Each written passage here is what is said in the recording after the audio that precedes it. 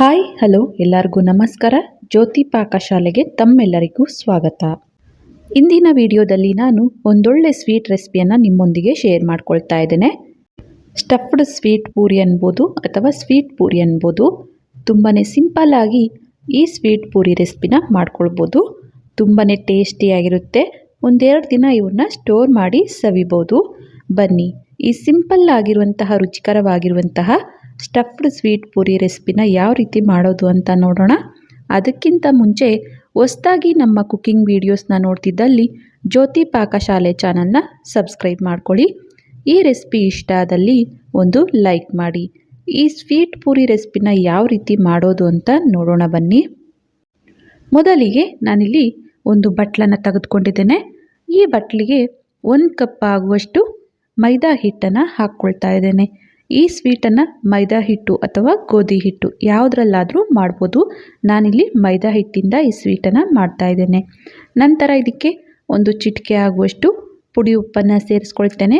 ಅನಂತರ ಇದಕ್ಕೇ 2 tea spoon ಆಗುವಷ್ಟು ತುಪ್ಪನ ಸೇರಿಸಿ ಚೆನ್ನಾಗಿ ಇದನ್ನು ಕೈಯಲ್ಲಿ ಮಿಕ್ಸ್ ಮಾಡ್ತೇನೆ.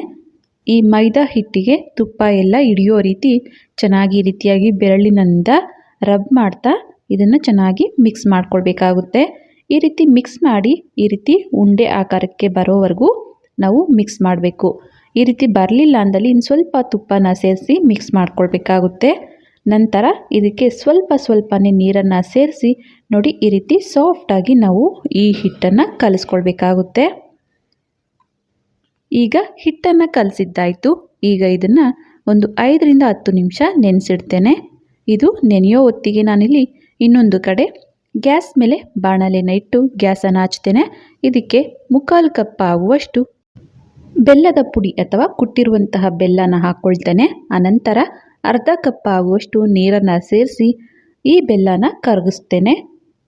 ಪಾಕ ಮಾಡ್ಕೊಳ್ಳೋ ಅವಶ್ಯಕತೆ ಇಲ್ಲ. ಬೆಲ್ಲ ಕರಗಿ ಚೆನ್ನಾಗಿ ಇದು ಕುದಿ ಬಂದರೆ ಸಾಕು. ಈ ಸ್ವೀಟ್ ಪೂರಿಗೆ ಸಕ್ಕರೆಗಿಂತ ಈ ರೀತಿ ಬೆಲ್ಲನ ಬಳಸಿ ಮಾಡಿದ್ರೇ ಟೇಸ್ಟ್ ತುಂಬಾ ಚೆನ್ನಾಗಿರುತ್ತೆ. ನೋಡಿ ಬೆಲ್ಲ ಎಲ್ಲ ಕರಗಿದೆ. ಈ ರೀತಿ 1-2 ಕುದಿ ಬರಬೇಕು. ಅಲ್ಲಿವರೆಗೂ ಇದನ್ನು ಕುದಿಸ್ಬೇಕಾಗುತ್ತೆ. ಈಗ ಈ ಬೆಲ್ಲದ ನೀರು ರೆಡಿ ಆಗಿದ್ದಾವೆ. ಈಗ ಗ್ಯಾಸನ್ನು ಆಫ್ ಮಾಡಿ ಇದನ್ನು ಸೈಡಿಗೆ ತೆಗೆದಿಡ್ತೇನೆ. ನಂತರ ನಾನಿಲ್ಲಿ ಯಾವ ಕಪ್ಪಲ್ಲಿ ಮೈದಾ ತೆಗೆದುಕೊಂಡಿದ್ನೋ ಅದೇ ಕಪ್ಪಲ್ಲಿ 1/2 ಕಪ್ ಆಗುವಷ್ಟು ಹುರ್ಗಡ್ಲೆನ ತೆಗೆದುಕೊಂಡಿದ್ದೇನೆ. ನಂತರ ಇದಕ್ಕೆ ಒಂದು 8ರಿಂದ 10 ಆಗುವಷ್ಟು ಗೋಡಂಬಿನ ಹಾಕ್ತೇನೆ. ಹಾಗೆಯೇ 1 ಟೇಬಲ್ ಸ್ಪೂನ್ ಆಗುವಷ್ಟು ಬಿಳಿ ಎಳ್ಳನ್ನು ಇದಕ್ಕೆ ಸೇರಿಸ್ತೇನೆ.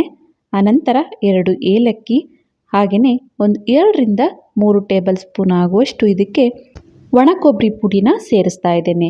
ಈ ಪೂರಿನ 1-2 ದಿನ ಸ್ಟೋರ್ ಮಾಡ್ತೀವಿ ಅಂದಾಗ ಈ ರೀತಿ ಒಣ ಕೊಬ್ಬರಿನ ಬಳಸಿ ಈ ಸ್ವೀಟನ್ನು ಮಾಡಬೇಕಾಗುತ್ತೆ.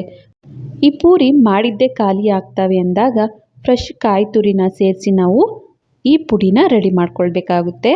ಇದನ್ನು ನೋಡಿ ಈ ರೀತಿ ಸ್ವಲ್ಪ ತರಿ ಇರೋ ರೀತಿ ಪುಡಿ ಮಾಡ್ಕೊಳ್ಬೇಕಾಗುತ್ತೆ. ಜಾಸ್ತಿ ನುಣ್ಣಗೆ ಪುಡಿ ಮಾಡ್ದೇನೆ ಈ ರೀತಿ ಸ್ವಲ್ಪ ಚಿರೋಟಿ ರವೆ ಅದಕ್ಕೆ ಇದನ್ನು ರವೆ ಥರ ಇರೋ ರೀತಿ ಪುಡಿ ಮಾಡಬೇಕಾಗುತ್ತೆ. ಈಗ ಈ ಪುಡಿನ ಈ ರೀತಿ ಒಂದು ಪ್ಲೇಟಿಗೆ ಸಪ್ರೇಟಾಗಿ ತೆಗೆದುಕೊಳ್ತೇನೆ. ಈ ಪುಡಿನ ಸೈಡಿಗೆ ತೆಗೆದಿಡ್ತೇನೆ. ಅನಂತರ ಈ ಮೈದಾ ಹಿಟ್ಟನ್ನು ಮತ್ತೊಮ್ಮೆ ಈ ರೀತಿಯಾಗಿ ಚೆನ್ನಾಗಿ ನಾದ್ಕೊಳ್ತಾ ಇದ್ದೇನೆ. ಈ ಮೈದಾ ಹಿಟ್ಟನ್ನು ಚೆನ್ನಾಗಿ ಈ ರೀತಿಯಾಗಿ ಮಿಕ್ಸ್ ಮಾಡಿದ ನಂತರ ಮಾಮೂಲಿಯಾಗಿ ನಾವು ಪೂರಿಗೆ ಯಾವ ಸೈಜಿಗೆ ಉಂಡೆನ ಮಾಡ್ಕೊಳ್ತೀವೋ ಆ ಸೈಜಿಗೆ ಉಂಡೆನ ಮಾಡಿ ಸ್ವಲ್ಪ ಮೈದಾ ಹಿಟ್ಟು ಅಥವಾ ಗೋಧಿ ಹಿಟ್ಟನ್ನು ಸ್ಪ್ರೆಡ್ ಮಾಡಿ ನಾವು ಮಾಮೂಲಿಯಾಗಿ ಪೂರಿ ಟೈಪಲ್ಲಿ ಇದನ್ನು ಲಟ್ಟಿಸ್ಕೋಬೇಕಾಗುತ್ತೆ. ಜಾಸ್ತಿ ದಪ್ಪನೂ ಲಟ್ಟಿಸ್ತೇನೆ ಹಾಗಂತ ಜಾಸ್ತಿ ತೆಳ್ಳಗೂ ಲಟ್ಟಿಸ್ತೇನೆ. ಮೀಡಿಯಮ್ ಆಗಿ ಇದನ್ನು ಲಟ್ಟಿಸಿ ಒಂದು ಪ್ಲೇಟಿಗೆ ತೆಗೆದುಕೊಳ್ತೇನೆ. ಇದೇ ರೀತಿಯಾಗಿ ಎಲ್ಲವನ್ನು ಲಟ್ಟಿಸಿ ನಾನಿಲ್ಲಿ ರೆಡಿ ಮಾಡ್ಕೊಳ್ತೇನೆ. ಈ ರೀತಿ ಲಟ್ಟಿಸಿ ನಾವು ಒಂದೇ ಸರಿ ರೆಡಿ ಮಾಡ್ಕೊಂಡ್ವಿ ಅಂದಲ್ಲಿ ಎಣ್ಣೆಯಲ್ಲಿ ಫ್ರೈ ಮಾಡಲಿಕ್ಕೆ ಈಸಿ ಆಗುತ್ತೆ ಅಂತ ಎಲ್ಲವನ್ನು ಇದೇ ರೀತಿಯಾಗಿ ಲಟ್ಟಿಸಿ ಒಂದು ಪ್ಲೇಟಿಗೆ ಸಪ್ರೇಟಾಗಿ ತೆಗೆದುಕೊಳ್ತೇನೆ. ಇಷ್ಟೇ ಅಗಲ ಪೂರಿ ಲಟ್ಟಿಸ್ಬೇಕು ಅಂತಿಲ್ಲ. ಇನ್ನು ಚಿಕ್ಕದಾಗಾದರೂ ಈ ಪೂರಿನ ಲಟ್ಟಿಸ್ಕೊಳ್ಬೋದು. ಈಗ ನೋಡ್ಬೋದು ಇದೇ ರೀತಿಯಾಗಿ ಎಲ್ಲ ಪೂರಿನ ಲಟ್ಟಿಸಿ ಒಂದು ಪ್ಲೇಟಿಗೆ ಸಪ್ರೇಟಾಗಿ ತೆಗೆದುಕೊಂಡಿದ್ದೇನೆ. ಈ ಕಡೆ ನಾನಿಲ್ಲಿ ಎಣ್ಣೆನ ಬಿಸಿ ಮಾಡಿಕೊಂಡಿದ್ದೆ. ಲೋ ಟು ಮೀಡಿಯಮ್ ಊರಿ ಎಣ್ಣೆ ಚೆನ್ನಾಗಿ ಬಿಸಿಯಾಗಿದೆ. ಈಗ ಇದಕ್ಕೆ ಒಂದೊಂದಾಗಿ ಲಟ್ಟಿಸಿರುವಂತಹ ಪೂರಿನ ಹಾಕಿ ಎಣ್ಣೆಯಲ್ಲಿ ಫ್ರೈ ಮಾಡ್ಕೋಬೇಕಾಗುತ್ತೆ. ಪೂರಿ ಈ ರೀತಿ ಉಬ್ಬಿದ್ರೂ ಪರವಾಗಿಲ್ಲ, ಉಬ್ಬಲಿಲ್ಲ ಅಂದರೂ ಪರವಾಗಿಲ್ಲ. ಎರಡು ಕಡೆ ಚೆನ್ನಾಗಿ ಈ ರೀತಿಯಾಗಿ ಟರ್ನ್ ಮಾಡ್ತಾ ನಾವು ಡೀಪ್ ಫ್ರೈ ಮಾಡ್ಕೊಳ್ಬೇಕಾಗುತ್ತೆ. ನಾವಿಲ್ಲಿ ಮೈದಾಯಿಂದ ಈ ಪೂರಿನ ಮಾಡ್ತಾ ಇರೋದ್ರಿಂದ ಈ ಪೂರಿ ವೈಟಿಶ್ ಆಗಿ ಇರ್ತವೆ. ನೋಡಿ, ಎರಡು ಕಡೆ ಫ್ರೈ ಆಗಿದೆ. ಈಗ ಇದನ್ನು ಒಂದು ಪ್ಲೇಟಿಗೆ ಸಪ್ರೇಟಾಗಿ ತೆಗೆದುಕೊಳ್ತೇನೆ. ಇದೇ ರೀತಿಯಾಗಿ ಎಲ್ಲ ಪೂರಿನ ನಾವು ಎಣ್ಣೆಯಲ್ಲಿ ಫ್ರೈ ಮಾಡಬೇಕಾಗುತ್ತೆ. ಯಾರೆಲ್ಲ ಇನ್ನೂ ಸಬ್ಸ್ಕ್ರೈಬ್ ಮಾಡ್ಕೊಳ್ದೆ ವಿಡಿಯೋನ ನೋಡ್ತಿದ್ದಲ್ಲಿ ಪ್ಲೀಸ್ ಸಬ್ಸ್ಕ್ರೈಬ್ ಮಾಡ್ಕೊಳ್ಳಿ. ಬೆಲ್ ಐಕಾನ್ ಮೇಲೆ ಕ್ಲಿಕ್ ಮಾಡಿ ಆಲ್ ಅನ್ನೋ ಆಪ್ಷನ್ನ ಆನ್ ಮಾಡ್ಕೊಳ್ಳಿ. ನಾನು ಯಾವುದೇ ಹೊಸ ವಿಡಿಯೋನ ಅಪ್ಲೋಡ್ ಮಾಡಿದ್ರೂ ನಿಮಗೆ ನೋಟಿಫಿಕೇಷನ್ ಬರುತ್ತೆ. ಇದೇ ರೀತಿಯಾಗಿ ಎಲ್ಲ ಪೂರಿನ ಡೀಪ್ ಫ್ರೈ ಮಾಡ್ತೇನೆ. ನೋಡಿ, ಎಲ್ಲ ಪೂರಿನ ಎಣ್ಣೆಯಲ್ಲಿ ಫ್ರೈ ಮಾಡಿದ್ದಾಯಿತು. ಈಗ ಈ ಪೂರಿನ ಸೈಡ್ಗೆ ತೆಗೆದಿಡ್ತೇನೆ. ಆನಂತರ ಮೊದಲಿಗೇನೆ ನಾವು ಬೆಲ್ಲವನ್ನು ಕರಗಿಸಿರುವಂತಹ ಬೆಲ್ಲದ ನೀರನ್ನು ತೆಗೆದುಕೊಳ್ತೇನೆ. ಹಾಗೆಯೇ ಈ ರೀತಿ ಒಂದು ಪ್ಲೇಟನ್ನು ತೆಗೆದುಕೊಳ್ತೇನೆ. ಆನಂತರ ಈ ಹುರ್ಗಡ್ಲೆ ಪುಡಿನೂ ಸಹ ಸೈಡ್ಗೆ ತೆಗೆದಿಡ್ತೇನೆ. ಈಗ ಈ ಸ್ವೀಟ್ ಪೂರಿನ ಯಾವ ರೀತಿ ಪ್ರಿಪೇರ್ ಮಾಡಬೇಕು ಅಂತ ತೋರಿಸ್ತೇನೆ.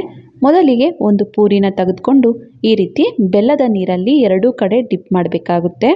ಎರಡೂ ಕಡೆ ಈ ರೀತಿ ಸ್ವಲ್ಪ ಬೆಲ್ಲದ ನೀರಲ್ಲಿ ಈ ರೀತಿಯಾಗಿ ನಾವು ಡಿಪ್ ಮಾಡಿ ನಂತರ ಪ್ಲೇಟಿಗೆ ಹಾಕಿ, ನಂತರ ಈ ಪೂರಿ ಮೇಲೆ ರೆಡಿ ಮಾಡಿಟ್ಟಂತಹ ಹುರ್ಗಡ್ಲೆ ಪುಡಿನ ನಾವು ಇಲ್ಲಿ ಸ್ಪ್ರೆಡ್ ಮಾಡಬೇಕಾಗುತ್ತೆ.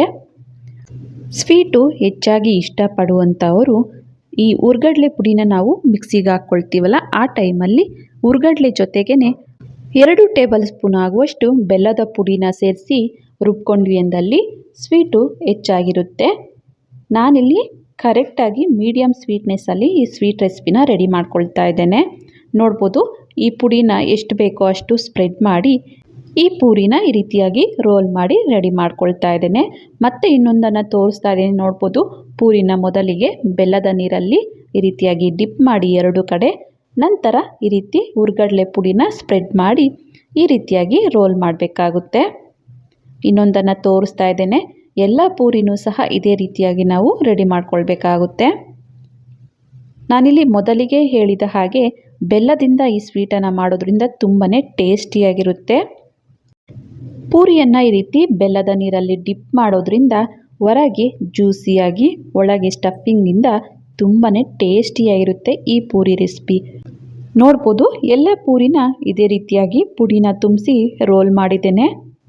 ಹೊರಗೆ ಜ್ಯೂಸಿಯಾಗಿ, ಒಳಗೆ ಈ ಹುರ್ಗಡ್ಲೆ ಗೋಡಂಬಿ ಅಲ್ಲಲ್ಲಿ ಬಾಯಿಗೆ ಸಿಗ್ತಾ ತುಂಬಾ ರುಚಿಯಾಗಿರುತ್ತೆ ಈ ಸ್ವೀಟ್ ಪೂರಿ ರೆಸಿಪಿ.